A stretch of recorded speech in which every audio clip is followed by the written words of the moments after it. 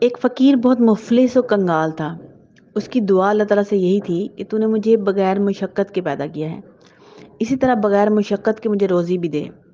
وہ مسلسل یہی مانگا کرتا تھا۔ اللہ تعالیٰ نے اس کی دعا قبول کر لی۔ اسے خواب آیا کہ تو ردی والے کی دکان پر جا، وہاں بوسیدہ کاغذوں میں سے تجھے ایک کاغذ ملے گا، اسے لے آ اور تنہائی میں پڑھ۔ صبح اٹھ کر وہ ردی والے کی دکان پر گیا، ردی میں سے وہ تحریر تلاش کرنے لگا۔ تھوڑی دیر بعد وہ گنج نامہ اس کے سامنے آ گیا جو اسے خواب میں نظر آیا تھا۔ اس نے وہ کاغذ دکاندار سے لیا، تنہائی میں اس کاغذ کو پڑھا۔ اس پرچے میں تحریر تھا کہ شہر سے پار ایک مزار ہے، ادھر ہی خزانہ دفن ہے۔ مزار کی طرف پشت اور منہ قبلہ کی طرف کر کے تیر کو کمان میں رکھ، جہاں پر تیر گرے وہاں خزانہ دفن ہوگا۔ فقیر نے تیر کمان لے کر اپنے جوہر دکھانے شروع کر دیے۔ جہاں تیر پھینکتا وہاں جلدی سے بیلچے پھاوڑے لے کر زمین کھودنا شروع کر دیتا۔ بیلچہ پھاوڑا اور وہ فقیر کند ہو گئے، مگر خزانے کا نام و نشان بھی نہ ملا۔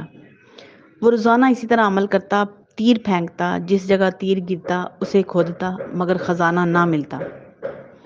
فقیر کے اس پروگرام کا بادشاہ وقت کو پتہ چلا۔ بادشاہ نے اسے طلب کیا، اس نے ساری کہانی سنا دی اور کہنے لگا، جب سے خزانے کا پتہ پایا ہے تلاش میں ہوں، خزانہ تو نہ ملا، سخت تکلیف اور مشقت میرا مقدر بن گئی ہے۔ بادشاہ نے فقیر سے وہ گنج نامہ لے لیا۔ خزانہ پانے کے لیے بادشاہ نے بھی تیر چلانے شروع کر دیے۔ 6 ماہ تک بادشاہ بھی تیر چلاتا رہا، مگر کچھ ہاتھ نہ آیا۔ بادشاہ نے بھی نا امید ہو کر وہ گنج نامہ فقیر کو واپس کر دیا۔ فقیر نے پھر اللہ تعالیٰ کی طرف رجوع کیا، عاجزی، انکساری اور آنکھیں اشک بار کر کے دعا کی، اے اللہ پاک، میری سمجھ سے یہ عقدہ بالا تر ہے، میں راز کو نہ پا سکا، تو خود ہی کمال مہربانی سے اسے حل کر دے اور مجھے خزانے تک پہنچا دے۔